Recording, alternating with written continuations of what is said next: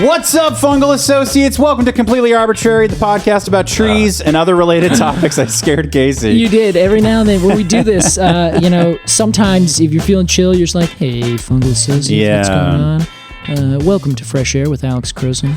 And then other times, we like do something and we have to like redo it, and you come back in like you're a surfer riding a giant wave straight to shore. Yeah, I Kool-Aid man my way into the podcast. Yeah, that's exactly what happened. That was so good. Well, here we are. This is the podcast about trees and other related topics. I'm Alex Crowson. I am Casey Clapp. Hi, Casey. Hello, Alex. Go ahead and take a drink of your water. I'll take a drink of my water. We might need to pause, actually, because I think I may need to, in fact, now figure out my laptop. For those of you paying attention at home, my laptop today decided it doesn't want to stay plugged in, though it's plugged in. Yeah. So a bit of a power issue. It is, yeah. It's got some power issues for sure. I would call it a power struggle. I think it is, yeah. I think that's the best possible description. You're certainly struggling with it. Yeah. So we're gonna switch to a different thing real fast, and I'm also gonna take a drink of water. Yeah. Well, let's take a quick break. Thanks for listening, everybody. We'll be right back with more Completely Arbortrary. Although to you, it will just seem like an edit, and we're gonna start that now. Okay, so we're back. Nothing has changed. We tried to get the iPad going, but it's acting funny. Yeah, we're just gonna do this one live, and we're gonna keep it all in the noggin. Wow, right Bill here. O'Reilly style. That's right. Yeah, I think we actually brought up Bill O'Reilly last week too. So I think we did. We're having a Bill O'Reilly kind of couple weeks here. I don't like that. I'm sorry. We should stop mentioning Bill O'Reilly. We'll change I think it was me twice. Yeah. Oh my God, that's true. Yeah. What are you up to? What's in your mind right now? That one video of him saying "fuck it, we'll do it live." Which honestly, such a good video. It's pretty classic. Like it is such a classic video of just a freak out. Just a monster losing it on his underlings. Yeah, exactly. And they're like, "Okay, dude. Yeah. Hi." Welcome. I'm pissed. Okay. I don't know what that means. Yeah. Playing us out, What is Sting. that? What is that? It's so funny. All right. Geez. Enough with Bill O'Reilly. We'll talk about him next year. Yes, Casey, exactly. Alex, good morning to you. good morning to you. I'm sorry Thank that's you. been a bit of a stressful morning. That's okay. There's Life a lot happens. of shit going on. It is. Something exciting. I have a show tonight. That's right. Unfortunately, if you're listening to this, though, you've missed it by a week. I had a show last week. Yeah, it is very exciting. We're all going to go out and watch you tonight. It's going to be very good. So it's also at one of my favorite pubs here in Portland, the Alberta Street Pub. The Alberta Street Pub. I do have a qualm with it, though. Uh-oh. Historically, they had really, really good, like, chicken strips, like chicken tenders. Okay. I have just a soft spot in my heart for good chicken tenders. You're a bit of a connoisseur. I really like them. In fact, you recommended that I go to Dave's Hot Chicken. Yes. They did last weekend. You did? It was pretty good. I'm glad you liked it. So there, sans the spice of the Dave's Hot Chicken. Yeah.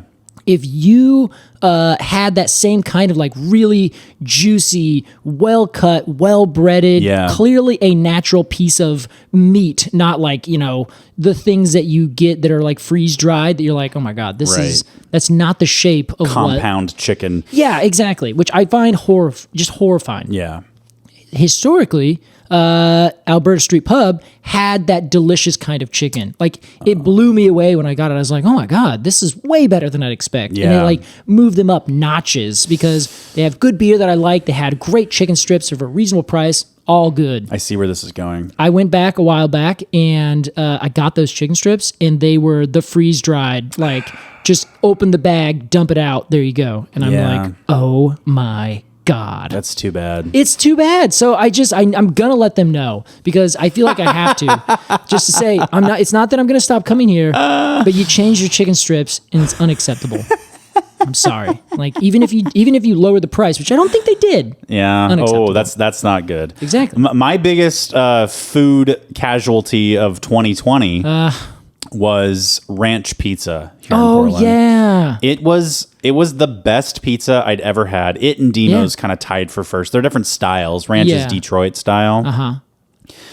And then at some point in 2020, something changed. Really? Like overnight. In 2020. Yeah. Not 2021. No, not 2022. No, not 2019. Okay, No. so this is a food casualty from like The pandemic, two basically. years ago. Okay, yeah. And I'm still thinking about it. You are. I remember actually Ranch Pizza. I introduced you to that because I was like, "There's this new delicious pizza," and you're like, "What?" Oh wow! I was like, I don't remember Ranch. this. Yeah, I think I brought one over, and you were like, "Oh my god!" Yeah. And then you got it all the time. But it's like, I'm not trying to take ownership. It's like someone introduces you to something, you're like, holy shit. But I remember distinctly because you were a big fan of pizza, Yes. and I lived right next to it. So I was like, Oh. I got this place. I think you might like. Yeah, they've really something in their recipe, something in Yeah. the way they cook the pies changed. It's Yeah. just not what it used to be, and it's really upsetting. Yeah, I think what happened, so they started as a food cart, right?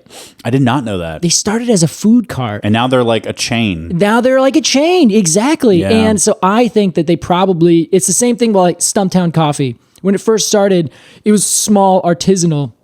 Now they're like a national brand. Yeah. So the quality just can't keep up with the industrialization of it. That's the reason that In-N-Out refuses to expand. Yeah, which is fine, but also good.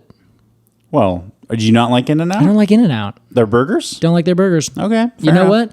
You know how some people, in fact, I had the same thing with, Dick's up in Seattle. Oh, yeah. Where, it's just a fast food shitty burger. I don't know about that, It's Casey. the same kind of burger you get everywhere else. Maybe the meat is a higher quality, but it's still a patty that is like thin and tiny. It's the white bread with the weird, our secret sauce. Our secret sauce is the same like mayo ketchup thing in every place. Yeah, that's good. But it's not your secret sauce. Well, theirs has other stuff in it. All right, that's but fair. it's about execution, Casey. So convince me here. What is Well, it I'm that not like you like about it? I'm not like an In-N-Out guy. I'm not like Okay. one of these people who's obsessed with In-N-Out. Yeah. Like I have to get it first thing when I land in LA. Yeah, right. Or I don't live where it's around a Yeah. lot. But I think it is definitely in the top echelon of like fast casual burger places. Okay. Are you putting it on the same platform as like McDonald's? I mean, I would say it's above McDonald's, Yeah, but okay. not far. Like I don't like those casual fast burgers. Like I want a burger that had some time and thought that went into it. Okay. Like I want to imagine the guy in the back being like, okay, yeah, burger. Casey's smashing the patty in his hands. Yeah. Do you like a smash burger or do you like a thick juicy patty? I like a thick, juicy one. Okay, grilled or pan fried? Both, either one I think Okay, works. But okay. I honestly, I couldn't sit here and tell you that I've had knowingly the difference other than when I've made it myself. Brioche bun? Yeah, probably way more. White bun? No. You like a brioche? I do not like the white buns. Okay, no, like a I think sesame they're bun? Awful. Not really, because it's just sesame on top of white bun. Okay. Do you like veggies on your burger? Yeah, I do. Yeah. Like what veggies? Tomatoes? Fried onions and garlic and mushrooms. Okay, that's pretty indie, I would say. Yeah, I'd say that's burger fair. veggies. Yeah. That's okay. But not tomato and lettuce. Yeah, I would put some lettuce. You can probably leave the tomato off because Okay. the tomato that you're going to put on is one of those like Roma tomatoes that ripen on the vine that taste horrible and have no flavor to them. The out of season Yeah. tomatoes that Don't need it. are Don't like need it. translucent pink. Yes, if you bring Yeah.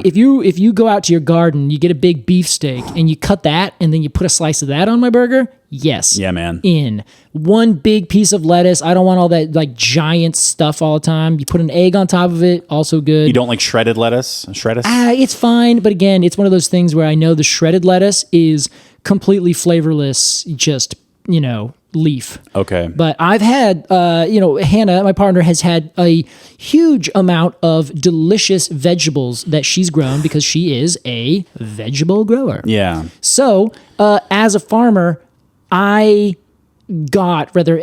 because she's a farmer, I got like such top-notch quality produce. Sure. You got a little spoiled. Yeah, exactly. So now it's like, oh, you know what? If it's not good quality and it's like a big piece of it, just keep it off. Sure. Give me the stuff that's good. See, I'm not a vegetable on a burger kind of person. Really? I like a burger that is basically just, and I like me. I like everything across the spectrum of quality. Like, Yeah, okay, I love yeah. McDonald's. I love That's like fair. a homemade, You have like, fresh ground burger. Yeah, I think you put it in the right category where I have like category burger, and then I look down, I'm like, well, what's good, what's bad? Right. And you have category good burger, bad burger, homemade burger, this kind of burger. And for me, there's room for all of those. Exactly. And each one of those categories has a good and a bad spectrum within it. Yes. Thank you, Casey. Yeah, I feel get so you. seen. I do. I got you on that. But I love just like a good bun, good beef, and cheese, maybe, and then like mayo. That's my perfect burger. Hey, all right, that's fair. I'm trying to think of what the. And then give me like perfect 2 of one. those. Okay, yeah, give me 2 of those, and I'm gonna sit here for a while. And the American cheese hate is really absurd. Honestly, it's no, perfect not. for what it's good at. People act like it's not an aged camembert. I'm not going to eat American cheese. Well, yeah, it doesn't need to hold the same space as even like a good cheddar. See, I think this is an important distinction that we've learned about ourselves. This like breaking down of many spectrums versus one big spectrum. Yeah. You and I respectively, because I am on that hate like hard. In fact, if I'm looking at a burger and I'm like, I'm really in the mood for a burger, and I look at it and all their burgers have American cheese, I'm not getting a burger. Casey, I want to say right now, Please. in 2023, we can bring it down a little bit if we want. Set the timeline. I will make you a burger with American cheese. Oh, jeez. And you don't have to eat the whole thing, but I only request 1 bite, Casey. That's fair. I'll do it. Bet you that you will like it. I'm sure I will. Like, I know that, but I also like, it's that I dislike peeling like plastic off the top of my mouth with my tongue. That's what it feels like when I eat American cheese. I hate when people call American cheese plastic. Well, that's so reductive. It's not plastic. It is. Oh my God. It is not plastic. It's essentially plastic. It's like whey protein pressed into a cheese matter. It's not plastic. It's made of milk. I don't think that's helping me out. It's made of milk. All right, Casey, we're here to talk about a tree. Should we edit any of that out? Absolutely not. Absolutely not. This is the way this podcast is. This is what the people are asking for. Oh Lord! If you're new, we don't do that often, but I would really love to leave all that in because I feel very passionate about it all. We do. Right. Well, yeah, I have my passionate times. You have your passionate times. Last week was a big passionate time for me. Oh yeah. And did I edit some of that out? Sure. Most likely. No, actually, in the Q&A section, I think I just let it run because I didn't know where to cut. Hey, that's good. Sorry, everyone. You went into a fugue state and just started spewing all this stuff. Casey's floating. I don't know what's going on. Well, Casey, we're here to talk about a tree. Yes, this week we are talking about a tree. And that tree is the interestingly named Brewer Spruce. Yes, Alex. It is named after one Professor W.H. Brewer, who lived between 1828 and 1910. Okay. And this person, he was in connection with the California State Geological Society and was worked as a part of their survey crew. We're talking There Will Be Blood era. That sounds like a character. That guy's name sounds like a character in There Will Be Blood. Professor W.H. Brewer. Yeah. I'm here to find your trees. That's pretty good. Thank you. I love that movie. Yeah. It's great. It's a wonderful film. Yes. Okay. So we're talking about the Brewer Spruce today. Yep. I should say a lot of people also call it the weeping spruce. Weeping spruce. Yeah. I oftentimes like to refer to trees more in that way than a person-related thing all the time, just because a person-related thing gives you nothing. It's like the scientific name, Picea breweriana. Right. All you know is that, it's the Brewer Spruce. Easy to remember the name, but you get nothing from it. It's not a descriptor at all. Sort of an ego-based naming system. Yeah, and I don't like... a part of me does appreciate it, like the naming system, that convention of naming after somebody is kind of like a respect thing. Yeah, it's kind of nice. Douglas fir? Yeah, Douglas fir, exactly. But at the same time, it's nice to have something that like describes it a little bit more. Yeah. Because like I'm not gonna be like, oh, that tree looks just like Professor W.H. Brewer. That's right. Every now and then, if like someone finds this wild thing and they say, actually, this is a different species, then you can like, I don't know. I feel like there's room for it. It has a place. Mm-hmm. It's the American cheese of naming. Wow. But there are better names out there. There are crumblier names. There are names that are aged. Oh, Lord. Well, I'm Casey, so tickled that I just did that. We had the great opportunity and kind of, I don't know if we want to say this, sprinkled throughout this episode. Yeah. An interview with Michael Kauffmann. Casey, why don't you tell us who Michael Kauffmann is and kind of why we spoke to him? Excellent question. So Michael Kauffmann is a professor, an educator, an author who lives down in Humboldt, California, and which is now I think he teaches or at least works with Cal Poly Humboldt. And Michael came from Virginia, moved to Southern California, and would just go climb mountains in the desert and found all these cool conifers. And he ended up moving up to Northern California and was like, oh my God, there are like conifers on every other mountaintop, like different species. So he ended up putting together essentially a bunch of walks, and those walks would go find different conifers along different trails in different parts of the of Northern California, Southern Oregon. And he did that, and then apparently some professors were like, you should just make this into your master's degree, and basically said, you, sir, need to come do a master's with us.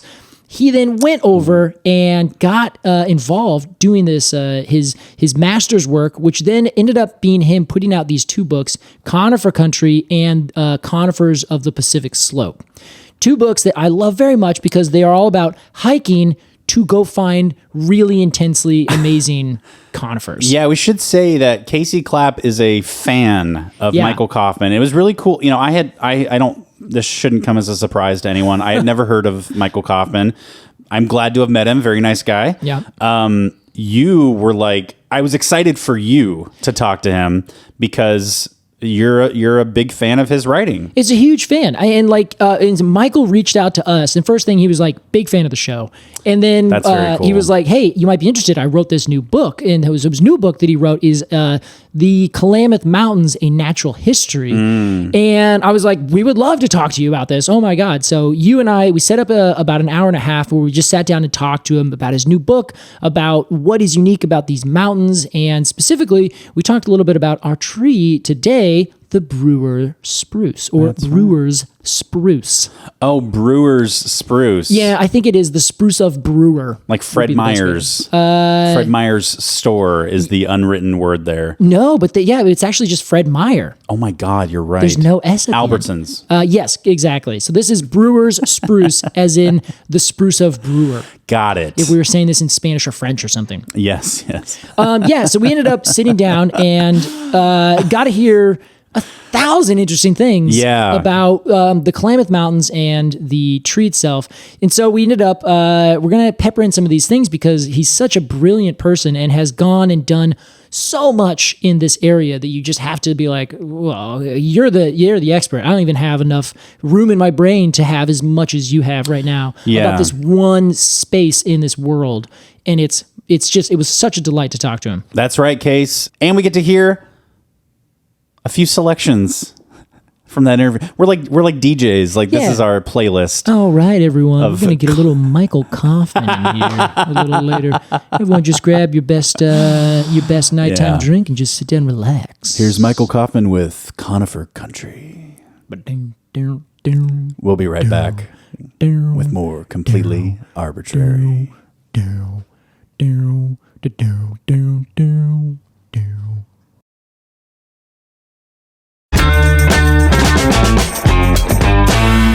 Yes, it is. Welcome back to Completely Arbortrary. Today we're talking the Brewer Spruce or Brewer's Spruce. That's why you said Brewer. Brewer Spruce. Yeah, it's kind of a hard word to say. Yeah, I realized at the end of that, I never actually even said what the opposite name or the alternate name would be, but the Weeping Spruce. Did I say that? Yes, you did say that. Okay, what is the Latin of this one? This is Picea breweriana. Breweriana. Yeah, pretty awful, guys, isn't it? Come on. Yeah, you got to be like, which sucks. Like, it's like... That's a bad name. It's a bad name. It's a really hard name to say, and I'm sure there's been other taxonomists who I've read, and they are upset with how atrocious some names are. Yeah. So much to the point where they just say, that's the worst possible name. We're not going to support it. Pick a different name. Yeah. No matter the convention of like priority and things like that. I think we should rally the troops and get this done with the Brewer's Spruce. Yeah, honestly. So there is, I don't know if there's a Picea pendula, but this would be the weeping spruce. Picea pendula. Nothing will ever be Metasequoia glyptosporoides. No, God, no, not at all. But also, that's such a good name. Yeah. Like it's classic. All the vowels and the sounds line up. Yeah. It flows off the tongue really well. Yeah, it's like even though physically it's really a good name. Exactly. Well, Casey, let's imagine that you and I are walking through the Klamath Mountains. We're taking a little hike with Michael Kauffmann. Let's imagine that, huh? That sounds so nice. And we come across some weeping spruce. Let's ID this tree. Let's get into it, Alex. So the first thing that, of course, is very obvious that you're going to notice, it is weeping. Wow. All of the branches of the tree like hang straight down. So, of course, it's a tree, so it has certain branches that grow up and grow outright. But the thing is that it kind of looks like it's all drooping off. So like the main branch coming out will grow at a normal angle, but then all the twigs that come off of it are just draping down. Yeah. So it looks like it's like someone holding their arms out with like scarves on it saying, hey, you want to buy these beautiful scarves? And that's kind of what it looks like, but maybe less scarves, maybe like many different kind of necklaces that are of different lengths and things. Yes, that's the perfect descriptor, Casey. It also looks like it kind of took a hard hit in a storm or something. Yeah, it's kind of definitely. a mess. Yeah, that's a perfect descriptor. And so it has these beautiful little needles, and the needles, because of course the twigs are aimed straight down, so the needles shoot out at a perpendicular angle from those twigs as they're hanging down. So it kind of has this almost bottle brush appearance. And the tree itself has this this really like cascading effect to it, and it's this kind of like light bluish green kind of tinge, and it has a like you can kind of see through it, so it doesn't have like this very uniform crown. It's just a really, really nice tree. It's pretty striking. My first glance is like, oh, what? Huh? Yeah, and you're like, I don't know how I feel about that. And the more you look at it, it's like, oh, it has a kind of a unique beauty to it. It does, yeah. It's got a unique beauty to it, and that, I think, is what kind of sets it apart as a spruce. But we're going to get into a little bit about that in a little bit later. So it is a spruce, of course. So it has quadrangular needles, like needles that you can spin in your finger. Ooh, yeah. And they're very sharp and pokey. That's an important thing. Can I share a quick story? You may. On Christmas, Yeah? I went to my partner's parents' home. Yes? They had this 20-foot Christmas tree. Okay. And I identified it as a fir because I grabbed its needles and these are very soft. And I said fir F friendly, like you taught me. It's so perfect. And I knew that it wasn't a spruce because spruces are dangerously pokey. They're very, very pokey. And pine is somewhere in the middle, right? Yeah, it depends on kind of the species. But but to tell a pine, you actually would look at the number of needles, would tell you right off the bat. Oh, is it 2, 3, and 5? And 5. Yeah, well done. Yeah. Oh, right. Pines come in fascicles. Yes, exactly. Okay. Yeah. And those little bundles of different numbers of needles. Yeah, you get it. All right, go ahead. Well, there you go. Well done. So they are they're triangular in cross section. I think I just said quadrangular. So these are triangular. Okay. And they have these really beautiful cones that hang down, and the cones they can get almost like 3 or 4 inches long, which is really like weird for a spruce. A lot of spruces will get that long and they'll be perfectly uniform that entire time. Like the Norway spruce, for example, has big long cones, very, very like perfect the whole way down. Like they're very conical, and then they end and they look very, very uniform. Right. They don't look, in my opinion, quite as uniform. They actually kind of, some look a little wiggly, where like they don't quite stay at one curve, or they don't go perfectly straight. They kind of curve a little bit and a little bit straight, and they have some needles that are or some scales a little bit longer, a little bit bigger than another. So it's just kind of like a little bit of a disheveled looking tree. We got some crooked cones. Yeah, it's a little bit of a crooked coner. I mean, that's sort of on brand for this tree. Oh my God, isn't it? Yeah, it's the fascinating thing about this tree is that it just like doesn't do any of the things you expect for another spruce to do. And Alex, do you want to know why it doesn't do that? Why? Because it turns out this tree may be essentially the sister species, maybe the sister lineage to whatever lineage created and begot all the other spruces in the entire world. So this is I'm going to repeat that back. Okay. This tree is of a sister lineage. Yeah. To the prototypical spruce. Yes. Okay. I think that's a fine way to put it. Okay. So let me give you a quick descriptor. So the way that I would describe it is that this is a basal member of the band The Spruces. Okay. Oh, they're bassist for those 2 years. Exactly. But rather, their bassist who kept the band name, and then everybody else left and did their own thing. Oh. So if you think of like the Spruce A, and the spruces are actually most closely related to the pines. So at some point, a spruce split off from a pine. And then it was Spruce A. That was the prototypical spruce. Okay. Then that lineage split. One side is the Brewer Spruce that tucked its way in and kept living over here in the West Coast, from all the way from Colorado to Idaho, Oregon, Nevada, California, and Oregon. Lived all over the place in this area. Just stayed there. That is where that prototypical spruce started. That's where the band started.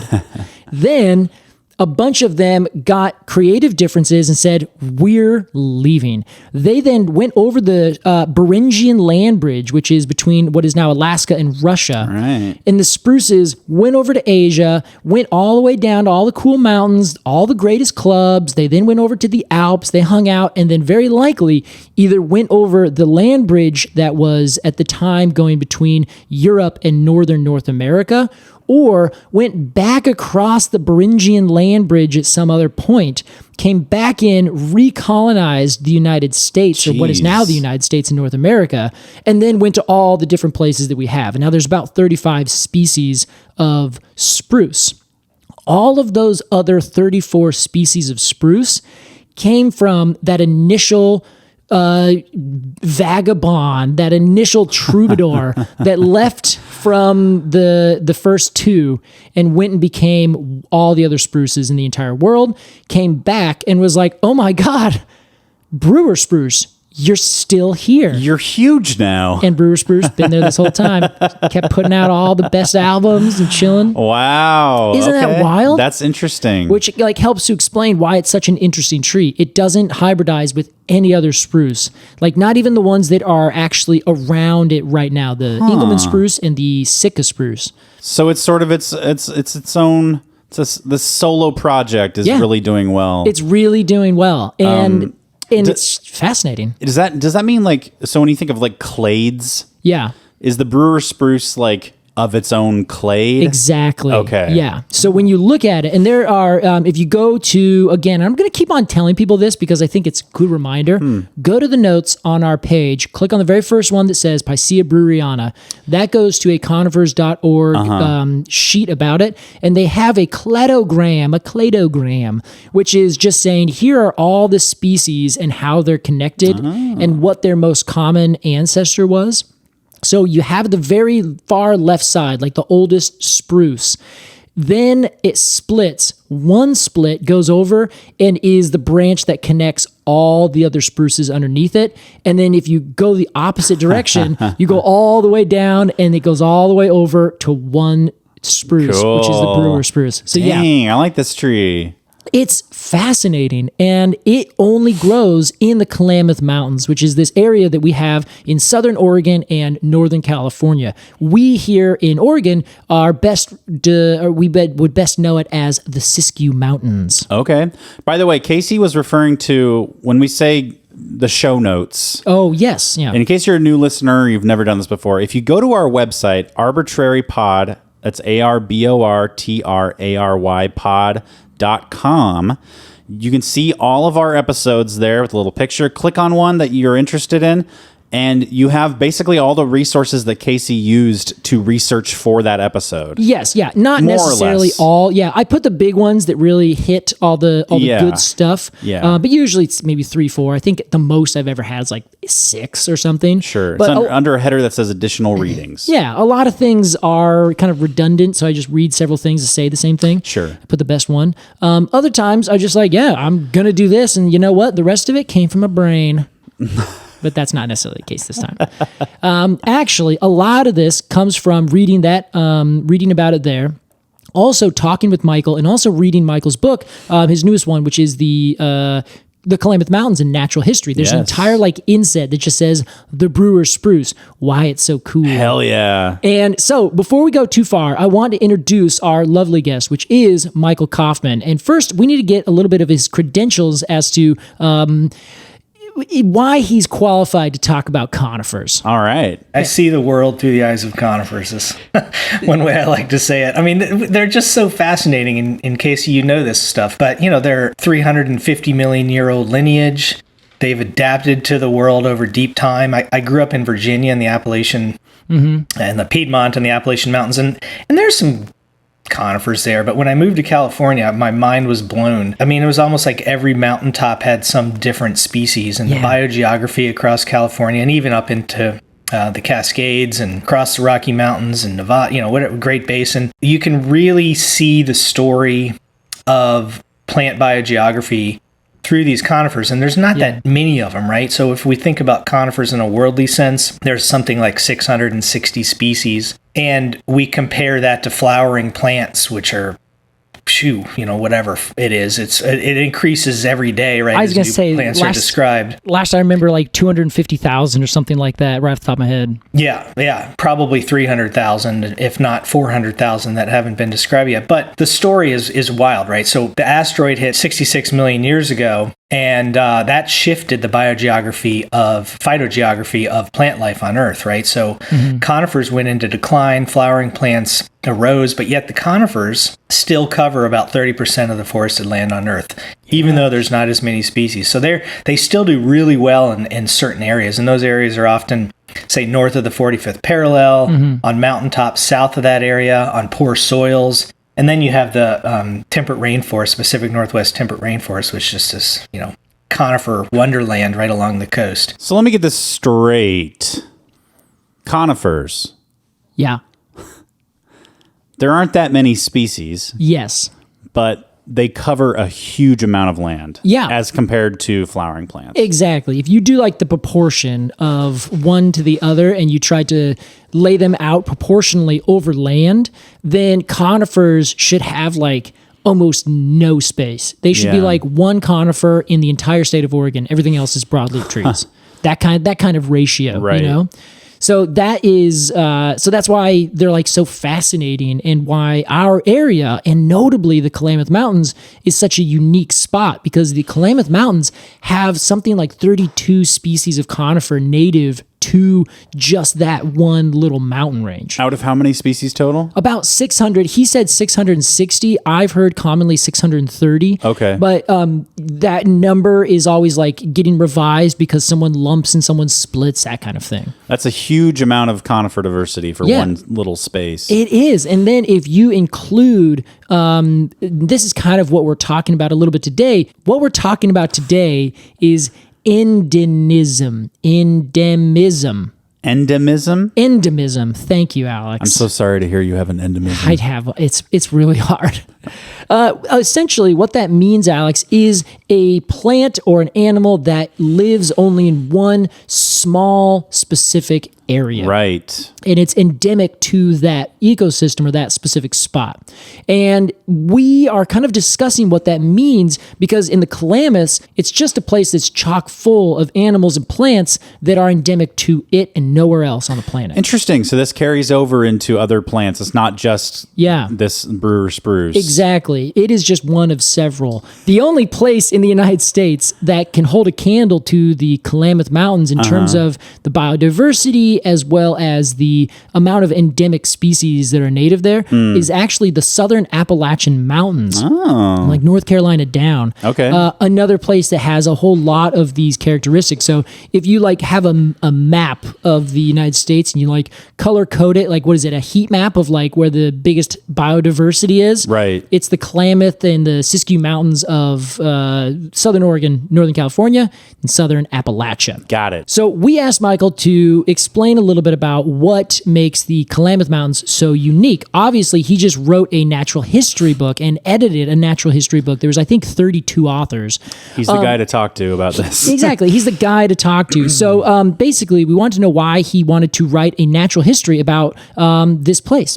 Nobody had ever done one for the Klamath Mountains. And through my work writing Conifer Country, I just wanted to know more. I wanted to know everything. The diversity of life in the Klamath Mountains is unparalleled. And this occurs for a variety of reasons. One is its proximity to the coast in the Pacific, which keeps it cool and moist, particularly on the west side of the range.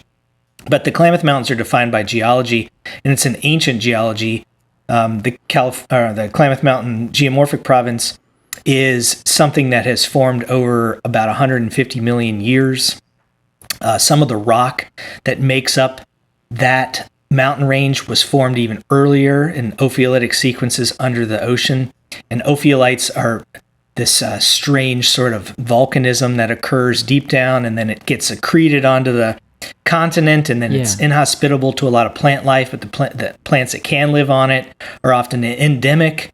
They grow nowhere else on Earth. So there's this fascinating level of biodiversity created by these unique soils, this unique climate, but also the proximity the Klamath Mountains have to other mountain ranges. So there's an influence from the north, the Pacific Northwest. We're really at the southern extent of the Pacific Northwest here, based on, I like to think, the southern range extension of certain conifers like western red cedar, 6 spruce, western hemlock.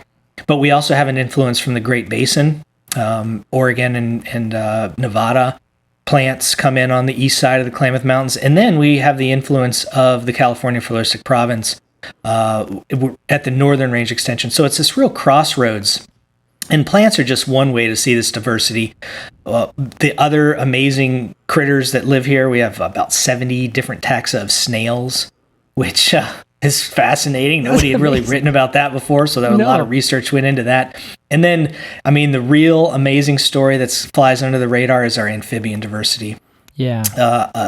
We have endemics. I think it's 5 or 6 endemic salamanders. I should know that. But wow. Amazing diversity of life. And it's all sculpted by this unique positioning of the Klamath Mountains in Western North America, like I mentioned. And because of that, we have what I like to say is one of the most, probably the most diverse temperate coniferous forest on the planet. Oh my God. Isn't he just like a delight? It's pretty amazing. Yeah, and so he worked with like 32 other authors to come together with over like 10 years of research to do this like exhaustive work. It's so amazing.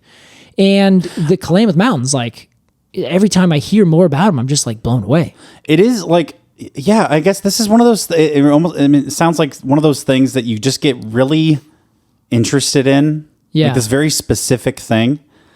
And then you like become obsessed with it. Yeah. You would have to be. I don't know. Most definitely. I guess like that's my perspective because I've never been like completely obsessed with like a natural science, I guess. Yeah, totally.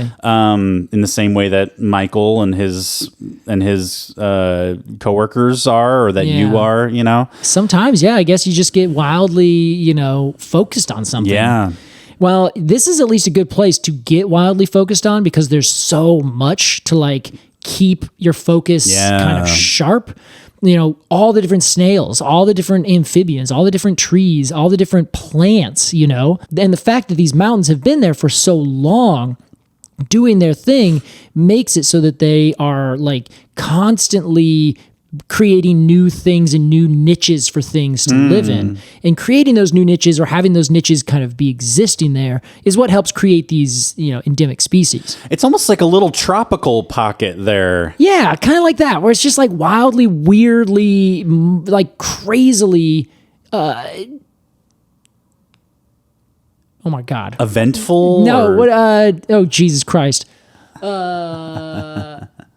Diverse. Yes. Diverse.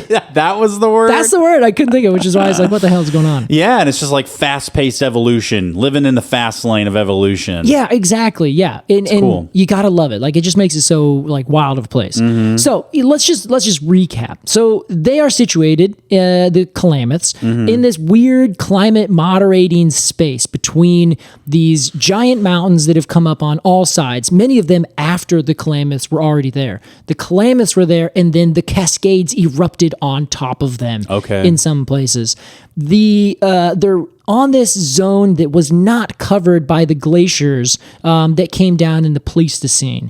They are high enough that they were refuges for plants that were living above if some glaciers did happen, because there are places that certainly glaciated in that area, but they were mountains that were high enough that they were kind of above the glaciers or were low enough that they created these nice refuges that were still warm. They have these influences from the east and the north and the south that are like vastly different plant, he calls them floristic provinces, that all come together. So you get this diversity that pops together. Then you also add in these crazy, crazy things, the ophiolites and this specific kind of soil called serpentine soils. And let's hear what he has to say about that. Serpentine, this is that ophiolitic stuff that I was mentioning. It's a complex story, but basically these serpentine rocks, and we have the largest outcrops of serpentine rocks in North America here, between Northern California and Southern Oregon. But they are high in heavy metals like nickel and magnesium, so that they've often been pursued as spots to extract. But, if you're isolated enough, the Klamath Mountains are really steep and often inaccessible, so a lot of these places have remained untouched, thankfully. Yeah. And due to this depauperate soil, the plants that grow there are almost always conifers with a manzanita understory. There's a few flowering we have an endemic oak, the Sadler's oak, that enjoys some serpentine every once in a while, and huckleberry oak, Quercus vexinifolium. But basically, this is a conifer wonderland, and things like incense cedar, love serpentine, Port Orford cedar, which is a near Klamath Mountain endemic, love the serpentine. And there's a variety of reasons. The lack of competition that I mentioned earlier is a big one. And conifers just do a really good job of dealing with poor sites. They have these mycorrhizal relationships with fungi that help them with nutrient absorption. So the serpentines really define a lot of the Klamath Mountains. And where you were on Mount Eddy, that's in the eastern side of the range. Those are some of the most ancient serpentines, of upwards of 300 million years ago that rock was formed. And I mentioned the Klamath Mountains are about 150 million years. That's because this rock was then, like I mentioned, thrown kind of on top of the continent. Yeah. And then there's also this influence of these island arcs that form, these volcanic islands. And if you've ever been to the Blue Mountains of Northern Oregon, there's a connection there with the Klamath Mountains in the formation of that similar rock type. So it's kind of this mix mash of all sorts of things that have been formed at different times and now thrown together. And that's often why it's called the Klamath Knot. The Klamath Knot. The Klamath Knot. That was good. Borat would be very proud. Oh, yeah. Borat 2 would be even prouder. Dude, Borat 2, great movie. I actually really liked it. Is it really? You should watch it, yeah. Yeah, I'll get around it. He does the woman that's in it, I think it's his daughter? Yeah. She crushes it. Really? It's so good. I think we've actually talked about this on the show one Have time. We? I think maybe. That's no surprise. Either way, everyone go watch Borat 2.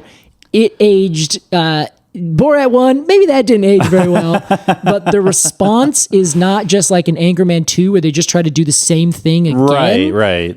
It's evolved. It's like a self-aware evolution of the Borat thing. Really good. Like I really like it. Cool. Yeah. Anyway, Casey, a Conifer Wonderland. isn't it beautiful? Why do you think I live here? I love it. So that is No, not the Klamath Mountains. Oh yeah. Yeah. Here. Around. Oh, you're saying that Wonderland extends up to the Pacific Northwest. Yeah. All right. Pacific Wonderland. I'll give you that. Is that what annoying people call the Pacific Northwest? No, it's on a license plate in Oregon. Pacific Wonderland? Yeah. Oh. It's one of that is annoying. Oh God. He's like, yeah, I hate it. Oh geez, Conifer Alex. Wonderland. It is. It's a conifer wonderland. But now you kind of get the idea why you'd find an endemic plant like the Brewer Spruce. Yeah. Because while everywhere else around it changed, either some conifers outcompeted it, or other conifers or other plants basically outcompeted it as well. It was like, well, this is like a really good site, and I just can't quite compete with the Douglas fir, so I'm not going to grow there. So you find it growing in these sites that are a little bit more specific in terms of the needs and the skills that you have to grow there. The Brewer Spruce has had those apparently for millions and millions of years. You know what the Klamath Mountains are? What? It's a aisle of misfit toys. Oh, dude. They just don't fit in anywhere else. There's a place for you in the Klamath Mountains. Come on down to the Klamath Misfit Toy Mountain. That's a perfect description, I think. Well, and that's what kind of makes this Brewer Spruce really interesting. But the other thing that makes it interesting is that it's an endemic. But the question is, like, how did it become endemic? Because there's a couple different ways. Sure. So there's a couple types of endemic plants or a couple types of endemism. There's paleo-endemics, and paleo means ancient, right? So we've a great example, and I'll stick to the conifers here, but we could talk about some flowering plants after. But a great example is the Brewer Spruce. Okay. And the Brewer Spruce used to have a range much broader across Western North America. There's fossil evidence from Nevada and Idaho. And what has happened over time is as climates have shifted, climate that we still have in the Klamath Mountains today mimics this more ancient climate of moist, these pockets where it's also dry, right? But we have this influence of the California Florisic province and drying out in the summer. We don't get rain here for a couple of months. Much rain. We occasionally get thunderstorms, so we don't get like the storms that we get in the winter don't happen in the summer. Yeah. And so the Brewer Spruce has more or less retracted its range into the Klamath Mountains only. I see. And that's an ancient endemic, right? So it's a plant that grows nowhere else on Earth. It used to grow much more broadly, and now we call it a Klamath Mountain endemic. Now, and there's also neo-endemics, and these are, neo means newer, right? So on these serpentine landscapes in particular, it's a great example. We have species that are arising more recently in time. So maybe it's over the last 10,000 years since the end of the Pleistocene when the climate shifted again.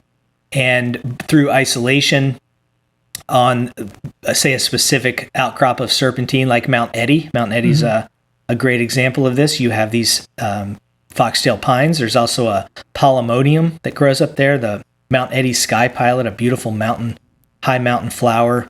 It's the only place on Earth that flower grows, and it's been isolated there. There's another population of polemonium on Mount Shasta, but they're not swapping genes anymore, right? So this, it's an endemic to the Klamath and specifically Mount Eddy. So that's the story of the endemism, and brief story anyway. How can you say it so easily? So frustrating. Anyway, so you have these two main kinds of endemic plants, of endemism. And I always thought that's such a fascinating idea, you know? So one is like essentially which came first, the plant or the thing that the plant's growing on kind of thing. Right. So in this case, the plant has always been here, and then it just has retracted its range to be only in this one spot, as opposed to other plants coming in, adapting to that spot, and now they are growing there and only there because they've done that adaptation. And that's paleo and neo, respectively. Correct. Okay. Yeah. So our Brewer Spruce is a a paleo endemic species because it's obviously so old. All of the spruces of all the world started here in North America, and this is the one that just hasn't changed the whole time. So cool. It's growing down there. It's weeping all over the place, and it's just being itself. It's just like this sad indie musician from 4 million years ago that you're just like, wow, they're still making music. It's amazing. Wow. It's an incredible tree. I mean, what a story. I think it's always, I love a living fossil too. Yeah, right? Like that's always so fascinating to me that we have this plant in two forms, living in front of us. Yeah. And from millions of years ago. Yeah, right. In rock form. In rock form, in like indie rock form. Very good, Casey. Exactly. Well, Casey, big thank you to Michael Kauffmann for chatting with us. Hey, if you want to hear that whole discussion, you can head to our Patreon and join at the $5 a month level. That's called the Arboretum, and you unlock a treasure trove of past and present bonus episodes. The entire conversation with Michael is on there. And we thank Michael for his time and so much. And thanks, Casey, for chatting with him. And we thank you of course. For listening to this conversation. Hey, we'll be right back with our review of the Brewer Spruce.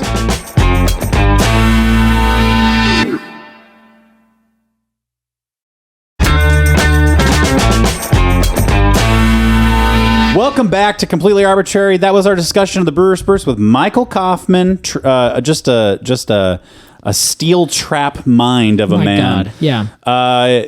It's time for our review of the Brewer Spruce. Casey, here's how it works. We're going to give some final thoughts on the Brewer Spruce. Should we also give a little sub-review to the Klamath Mountains? I think that would be right. Ooh, okay, yeah, let's do that. Yeah. Okay. And then give these things a rating from 0 to 10 golden cones of honor. Casey, as our resident endemistic man. Ooh. It's like Encino Man. Yeah, I'm only right here. That's right. Nowhere else. We begin with you.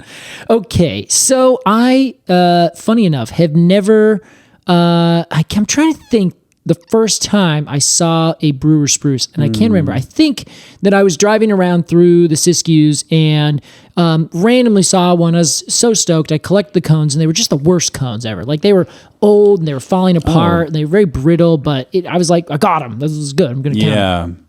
Then I went down last summer, and I was like, I'm going to find, I know they're out here in this one spot. I'm going to go find them. I'm going to go get a good cone. To the Klamath Mountains, you mean? Yes, exactly. And I went down to the eastern Klamath Mountains. It was the Russian wilderness. And such a beautiful, wonderful place. Like, totally worth getting there. That's where the Miracle Mile is that I think we've talked about. Right, yeah. Which Michael also has talked about, where you can find 18 conifers in a square mile. Crazy. It's wild. Like, it's just such a crazy amount of diversity. And you collected all of them. Yes, except for one. I couldn't find the western juniper that's growing in that area. And that's very sad. It's okay. I'm going to go back and find it. Yeah. But holy hell, it's just a fantastical place. And I saw the tree and I was like, there it is. And it's just like this weeping thing. I found one growing like kind of off this precipice, so you could like see the whole view of it. And wow, I was just taken by it. And I think I'm more taken by the tree, not because it's a gorgeous tree. Interestingly, Alex, I actually don't find weeping trees to be that spectacular. Sure. A lot of people really like the cascading effect of it, you know? It's an acquired taste. It is. And there are some that I do really like. The weeping beech tree, for example. I think the big ones are just fantastic looking trees. I think it's just a little bit tacky. Yes, exactly. I think so. And so initially, my thought, if I just saw it growing, I'm like, a little much. Sure. Whereas when you see it growing out in the woods, it's not the fact that it's doing its thing. It doesn't really matter. It's that, oh my God, there's that tree. It's like you see this thing that like is so rare. Like, oh my God, there he is. He's right there. Yeah. Oh my gosh, should I go say hi? What can I do? Can I have a cone? Hi, can I have a cone? Like, and then he would do that like Turkish ice cream man thing with you. What? No idea what that is. Yeah, we might have to get into that later. I'll show you. Well, it's so it's just one of those trees that when you see it, you're like, oh my god, there it is, that tree that you can't find anywhere else. It just grows right here. It's got that weird cone, and then you go back and you learn that it's an ancient tree. So for me, I think I'm going to give the Brewer Spruce. I think I'm going to give it an 8.3. Damn. I'm going to give it an 8.3 because like one of the big things that sticks in my mind of why I think this has to be considered a cool tree is that it's only growing in the Klamaths, and it has been growing and doing the same thing for so long that every single other spruce tree in the entire world is younger than it, is not even on its level, and has come back in and refound it. And it's been like, I've been here the whole time, baby. Yeah. I don't care. So I just think that's like OG badass about this tree. I like the cones. I think they're great. I like that the tree can get big and still have its rough and rowdy, droopy appearance, like a gigantic monster with like such old matted fur that's like hanging down. Like it just kind of has this like kind of like this appearance of like, okay, you're cooler than me. Like I don't know why. Hippie mountain hermit kind of vibe. Exactly. So like, yeah, I have like respect for it. It's not that I would necessarily want to plant it in my yard and like have this beautiful specimen tree. Yeah. It's not at that level. It's not beautiful. Well, it doesn't want to be there. Exactly. Yes, exactly. It's like, hey, have you ever heard of an electric guitar? And then it just vomits on you, you know? So that's what I think. 8.3 for this super cool, unique tree. Okay, a great score. Now, Alex, very solid. What do you think? Because a lot of this tree has aesthetics that I think you would have an opinion on. Yeah, I'm with you on the weepingness. I'm not a big fan of weeping trees. I guess like weeping willows are kind of cool. But that might be the one exception. Maybe, yeah. But even then, I'm like, yeah. That's fine. Yeah. It doesn't like it doesn't. Ooh, it doesn't take my breath away. It immediately reminds me of like, I guess like 18th century paintings and Pocahontas and like the 90s essentially. Really? Okay. Back in the 1890s. You got it. I guess no. 18th century is the 1790s. The 1790s. Well, sorry. Yeah. I always wonder. I always mix that up. Yeah. I have to be like very intentionally subtract one Me from too. the thing. Yeah. Whenever I'm reading something, I'm always like, okay, they're talking about the 1700s. Yes. I think its endemism is very cool. Well done. I think that it's got a great like vibe.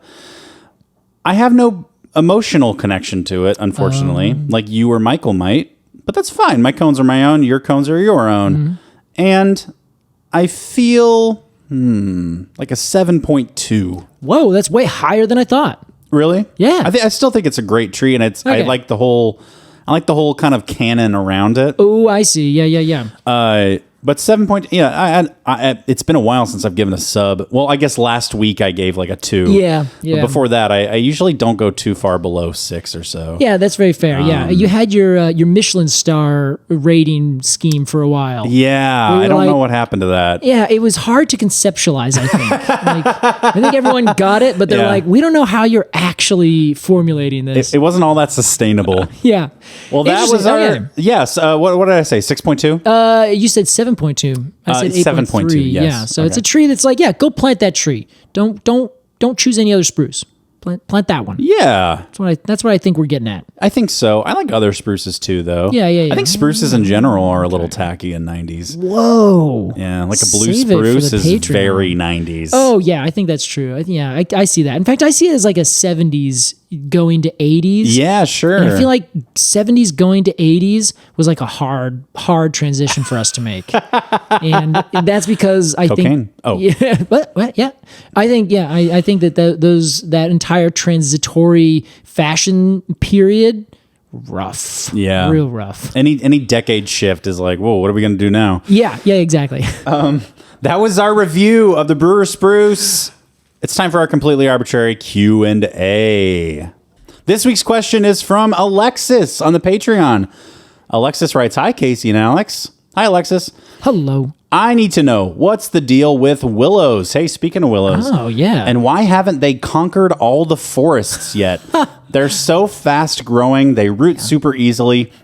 And I've even seen a few willows that have fallen down and sprouted 5 or 6 upright mini trees from the wreckage. They're so vigorous. How does anything manage to outcompete them?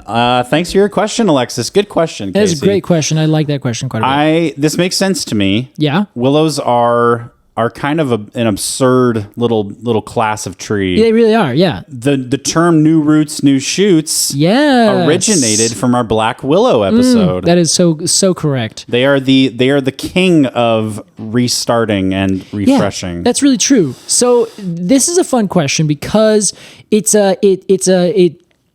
fun to think about a tree like doing everything, and you're like, why are you not the champion? Like, you've done it all. What are you missing? I think I know. Do you want to go? May I? Please. Just to see. Let's see what you got. Well, environment. It is the environment. What do you mean? Well, they only grow they grow in riparian areas. Yes. And wait, they also grow outside of riparian areas, don't they? Not a whole lot. They really prefer to be like almost with their feet in the water. They grow in riparian areas. If you take one and plant it in a non-riparian area, riparian meaning on the border of the water and the land. Yes, exactly. It won't know what to do with itself, and it'll not grow. And it'll just implode. So it commands its little zone, but if you put it in a different place, it's like taking the star quarterback of your high school team and putting him on, the Patriots. Yeah. Honestly, and suddenly he gets crushed because he's used to dominating his field, but the competition's different. Yeah, I think that is a fair descriptor. You don't like it, I can tell. Do. Well, there's a couple more bits to it. Okay, but I think what you have noted is a very, very important section of this. So I do like it very much. Don't take that away from you. All right. Don't take that away from you. So if you have I think you're right in that they basically said, I'm going to grow next to water and I am going to suck that water so fast that I'm going to be able to never slow down. Yeah, boy. And they get to take everything. They just get to go as fast as they can. So they grow out there. They are able to respond to changes in the water really quickly, which is why they can sprout. Whenever they fall down, they resprout again because half the time the water they're next to is rushing and it floods and it breaks them down. So they have to have that response or else they just get literally wiped off of their planet. Yeah. So they have made all of their adaptations exactly perfect for their spot. So you're right. If you take them out and you give them a bit of a hard time with less cushy soils, or rather maybe more cushy soils but less water in the soil, then they're like, whoa, I can't grow quite as fast because I'm not getting all the water that I normally would use. So water is the thing that plants kind of run through really quickly because they suck it in and then they put it out in photosynthesis and they use it to do, a bunch of other stuff. It's just a big part of their process, just like you and I drink water all the time. So as soon as there is a change in that, they are not competing quite as well. And that is the other side of this equation where the willow has a budget, just like every tree has a budget of energy. And some trees put all of their energy to reproduction. Some trees put it all towards growing really fast and just getting up and out competing. And other trees put it towards, say, longevity, where they would say, we're going to put this on defense. So if you are a willow, you've taken all of your energy budget and you've put it towards fast growth and reproduction. And you've left very little for your protection. I see. Other trees maybe grow a little bit slower, but they can do it in a little bit less good conditions. They can do it with maybe shade, a bit of shade above them.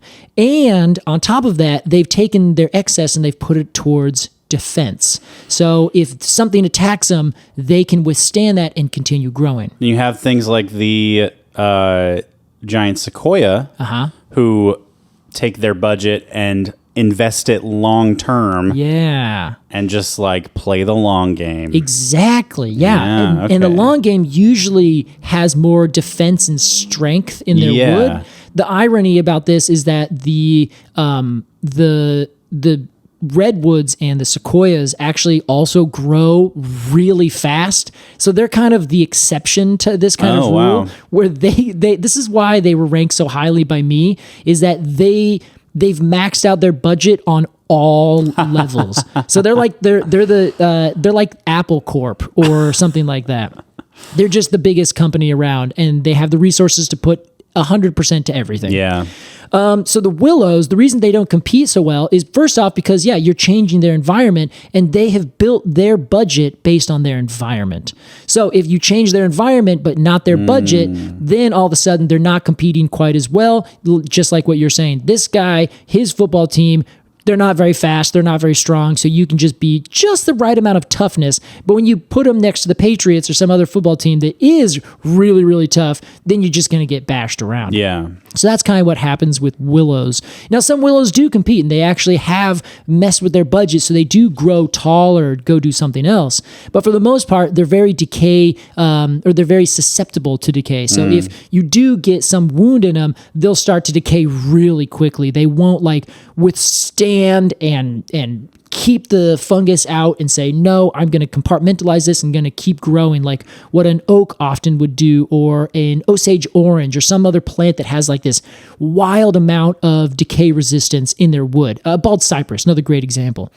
So all those trees have budgeted towards defense. The willow has not. So the willow gets blasted out. It is interesting to me that a tree that grows basically in the water would not be all that decay resistant. Right? They're just like... It's water. Who cares? Right? So actually with the bald cypress, it's the same thing. Right, the bald cypress grows in the same kinds of swamps, but it grows up and is a little bit slower and is very decay resistant wood. Of course, this is coming from, it's a conifer, not a broadleaf tree. So there's all these other fundamental differences. But if we just take it at face value for what it is, the willow, instead of doing the decay resistance, they just shoot out really fast and then do all that. And then when they do decay, their response, instead of just dying, is saying, okay, I'm just going to regrow again from this other spot that's not decayed. Yeah. So they never die. They just are like a hydra.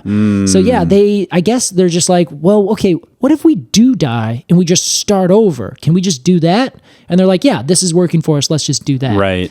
And of course, nature and evolution is not something that's working towards some perfection. It just responds to whatever works at the time. So it could be that the willow just has always done the same thing because it's just never not died out completely. Yeah. So this is just what's working for the willow over the, millions and millions of years. Interesting. So there you go. It's a very good question. Yes, very thought-provoking. Thank you, Alexis. Yes. If you have a question for us, join the Patreon at the $3 a month tier. That's Quercus and Alder, Q&A. That's right. Submit it there. And if you don't get your question read on the mainline episodes, we do intermittent Patreon-exclusive Q&A episodes where you most definitely will get your question read and answered. Every question. That's right. In a marathon session, usually. Yeah, usually, yeah. I think our last record was 2 hours. I think it was. It was something long. But then again, we hadn't actually gone back in and answered those questions in a long time, so we gave it a long time for people to ask questions. Let it build up a little bit, yeah. Thank you, guys. Or you can join the Arboretum for 2 bonus episodes a month. That's $5. Or at $10, the Cone of the Month Club. Yep. Every month, you get a unique die-cut cone sticker illustrated by an independent artist. You can see all those on our Instagram when we announce them. This month is, well, the one that our patrons will be getting this month is the U, the American U, or the Canada U. Exactly. Illustrated by our friend Leanne Flug. That's right. You can also get access to all of the last 2 years worth of cones with secret hidden access to our secret hidden cone store. It's very groovy, baby. Yes. It's very groovy, baby. Yes. Above that is Arbortrary Plus, our live stream tier. You get 2 live streams with Casey and I a month, and one with Casey and I should clarify, one with Casey and I, one with just me playing a tree-themed video game. Those are really fun. It's a lot of fun to do. We're a tight little community of people, and it's we hope to see it grow and see more of you in there. Yeah, that's exactly right. Above that, generous admission, our premier top tier. That's the definition of top tier, Casey. Oh, it sure is. Yeah, you can only get this at the premium gas station pump. That's at right. 76. This is diesel Patreon we're talking about. You can give us $20 a month or whatever you choose to really support the show. But any tier supports the show. Even listening to the show and not joining the Patreon supports the show. So we're just grateful to have you here. Casey Clapp. That's right. Alex Crowson, break a leg tonight. Thank you, my friend. Hey, I'll dedicate one to you. Whoa, thank you. Wow. Yeah. I'm going to maybe think about getting chicken and then rethink it. Yeah. I also want to listen to this conversation you have with the bartender and see how that goes. Casey, how many drinks have you had? Yeah, shut up, Alex. Where's this bartender at? You become a Bostonian when you drink? Yeah, I do. Yeah. Makes sense. Thank you so much for listening to this episode of Completely Arbortrary. We'll see you next time. Goodbye. See you guys.